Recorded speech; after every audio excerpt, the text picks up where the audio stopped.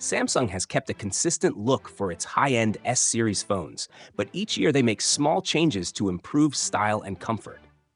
The Galaxy S Ultra, in particular, has a rectangular shape with sharp corners that can look stylish but might feel uncomfortable to hold. Although the Galaxy S25 won't be released for a few more months, there are already some details about its design.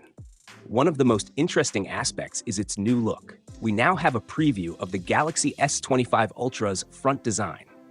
Unlike the previous model with sharp 90 degrees corners, the S25 Ultra will have smoother, rounded corners. It looks like the new model will be more similar to the S24, with a flatter front and back. The back may be a bit rounder than the front, giving it a softer shape that's easier to hold. Compared to the current Galaxy S24 Ultra and the upcoming iPhone 16 Pro Max, the S25 Ultra will have rounded corners on both the frame and the screen, which is a big change from the older design.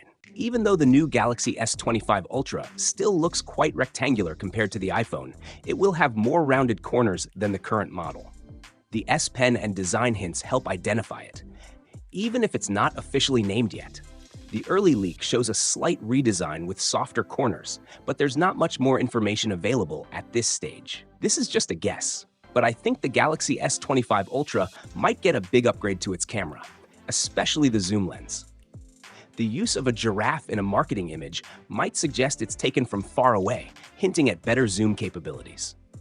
We'll have to wait for more details, but for now, the design still looks similar until we see more detailed 3D renders. What do you think about these new details on the upcoming Galaxy S25? Share your thoughts in the comments below. For more updates, check out our channel. See you next time, and take care.